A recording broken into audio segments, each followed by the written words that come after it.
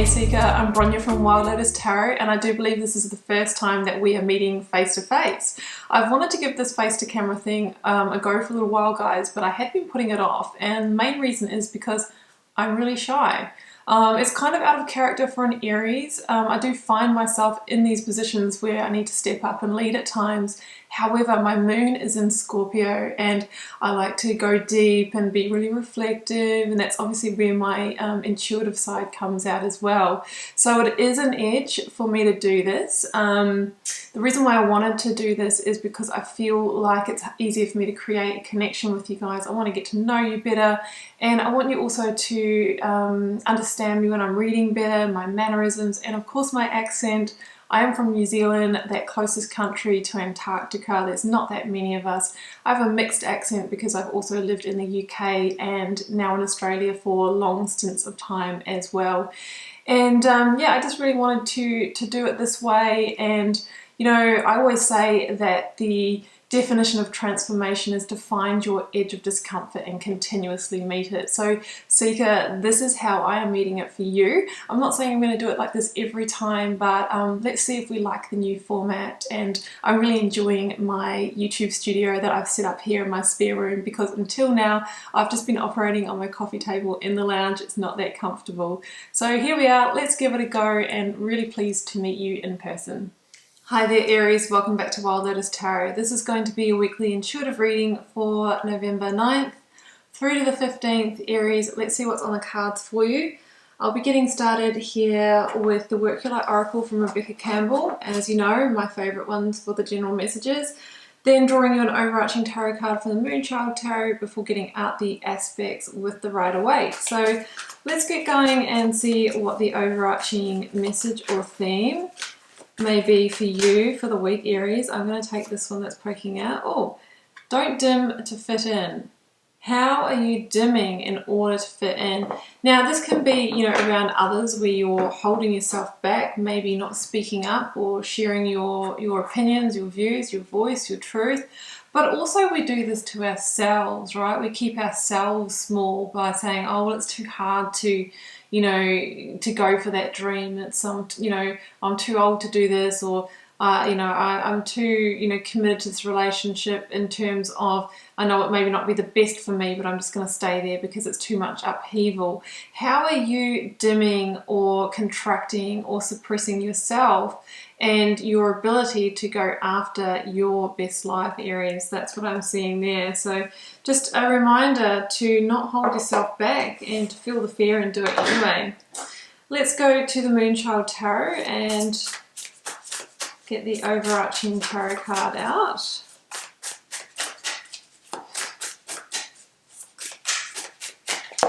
For the Aries Collective, one card please. There we go. I have got the Seven of Pentacles. Well, it kind of fits in with what we've just spoken about. I'm an Aries too, so I'm a little bit disappointed this is our overarching card, but sometimes these are just reminders, Aries. You know, this is the energy of putting in a lot of effort, a lot of energy. It could have been, you know, really putting your all into a relationship and just not getting your needs met from a partner. It can be in a job or, you know, a job or career. You have put your blood, sweat and tears, you've stayed back later, you've taken on extra responsibility, and you're not getting the reward or recognition or the pay rise or the promotion or just any area of your life when you really feel like you're invested, but you're either not getting the return on investment, you're not getting the quality back. Yeah, or there's just not energy flowing your way. It's more of an energy of giving out rather than an energy of receivership. And maybe, just maybe, Aries, that is linked to the fact that you are holding back your light in a way. It's amazing that when we kind of suppress ourselves, when we dim ourselves, you know, we don't receive the divine gifts that we really should be. So let's get the tarot aspects out and see if it lines up with that message. I will be beginning with that was the Seven of Pentacles just then. Oh, okay, sorry Aries. You can see how much I fumble the cards now. I'm doing this face to camera thing. Okay, Aries, let's go for the energy of the recent past. Energies leaving, completing, or transitioning. What you may be journeying. For the Aries collective, please, can we get the card out? It is the Ace of Swords, because it is time, Aries, for you to shine, to live your truth, to claim your victory, to speak up, to be authentic. That is a beautiful breakthrough for you there. Maybe that is your breakthrough. Let's go for the current or focus energy for you, Aries. That one. Judgment. Where are you keeping yourself confined? Can you see that? The little black boxes. Very much lined up. Okay, let's get the outcome of this out, Aries. Seven of Wands, another 7. So we've got 7, 7.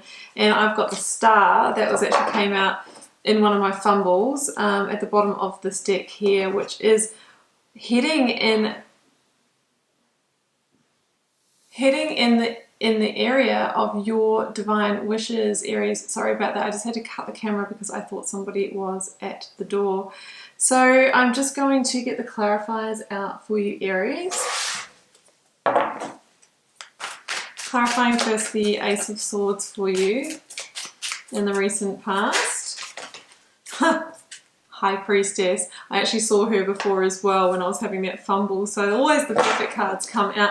You're going to need to really trust your gut, trust your intuition, trust the portal of your heart, Aries, because you are being guided somewhere. Let's clarify the Judgment energy. I've actually got 2. I have got Transformation, card of Scorpio, the Death card in Scorpio season for you, and I have Oppression, which is the Devil, card of Capricorn. It's all perfect. I'll tell you why when I do the read. Let's clarify the 7 of Wands for you. There it goes. It's jumping up on me. I have got the Moon and the 2 of Swords. Yeah. It is a blessing what is unfolding here. I've got the Ace of Wands. My goodness. So you've actually got a lot of really big energies here, Aries. So let's jump in. Where should we start? Well, High Priestess, Ace of Swords. The High Priestess says it's really important for you, Aries, to be looking within at the moment, to trust your intuitive centers, because I really feel between the Ace of Swords and the High Priestess that there's a breakthrough that's going to be coming through for you, and it's going to be a breakthrough of how you can positively transform your life to liberate yourself out of this energy of kind of not getting back what you want, the apathy, the dimming your light, to shine bright, to kind of almost re-emerge or go through this kind of rebirth that we see here, the shedding of the old skins. The High Priestess is also the revealer of mystery and information to the person in divine timing. The Ace of Swords is that breakthrough, as I mentioned. So there could be some kind of subconscious insight, revelation, an epiphany that comes through for you. The Moon energy also talks about that as well. So be, tuned in for that kind of thing. Now, the Ace of Swords is about cutting yourself free from what doesn't serve you anymore, establishing clear and direct boundaries for yourself, speaking your truth, being honest and authentic with yourself and others. And, it's about a victory, it's about power, and it is also about new beginnings. Like, generally the aces, there goes the 7 of Swords as well, just saying 7 is a real theme number. You might want to Google the angel number. The aces are new beginnings, new opportunities, breakthroughs, and here we have the Ace of Wands, your fire energy, the energy of passion and purpose and alignment and growth and spirituality. So what it's really saying here is that, you're just about to take a quantum leap, to get back, in your power here, Aries, if you are feeling a little bit out of power. And just keep in mind that Mars has been in retrograde. It is going direct again, I believe, on the 13th of November. So I really feel that that could be a key date for you of coming back, of re-emerging, getting back in your power, and maybe things moving ahead after a period of either stagnation or, you've been doing your bit but just not receiving. So these are aces, they are new beginnings. They could be new opportunities for some of you. The Ace of Wands can be a passionate offer. Yes, it could be in love, but it could also be passionate offer in business and work, or something that just sets your soul on fire, that just lights you up. But these opportunities need to, you know, be nurtured, to be focused on, to be grown in order to expand. Yeah, because they are number one in the tarot deck. So you need to take inspired action on them. But I do see so much new beginning here, but we have to overcome this challenge energy that we see, because my goodness, it's here. Look at this. In the current or focus energy, the devil, oppression, and judgment. This is a wake-up call for you, Aries, and the divine is trying to get your attention. It's saying, time to liberate yourself, step up, stand up, lead. It's funny that in the judgment card, we see these people here. Hopefully you can see that, and they are, you know, liberating themselves naked and vulnerable out of these small dark spaces. And I always say that it's the devil energy that's in those spaces, and here we have the devil and we have don't dim to fit in. So this energy, whatever this toxic energy is for you, it's what has kind of kept you small, kept you limited. It could be your own self-limiting beliefs, or it could have been through others that were toxic for us, who didn't believe in us, who, you know, didn't encourage us or manipulated us in some way. That's really time for you to free yourself and maybe end a pattern of self-sabotage as well, is what I'm kind of feeling here also. So this is the judgment call, and it's interesting because it is the card right before the World in the Major Arcana. So it's the second to last card. It's kind of like, this is your final decision point. Is there a second chance where you are? Is there anything you need to forgive and forget? Or are you going to move it along to the world energy, which is huge, cyclic completion, ending of karmic contracts and all of that? Because it's saying here that this energy, whatever the situation is, it's no longer serving your best interest. The devil can be, you know, debt situations, toxic relationships, you know, addictions, all of those kinds of things, or a pattern of victimhood or martyrdom, all those kind of things that dim our light. But look what we have with it, the death card, transformation. So we don't have the world energy, but we have the death card, which is also about cyclic ending.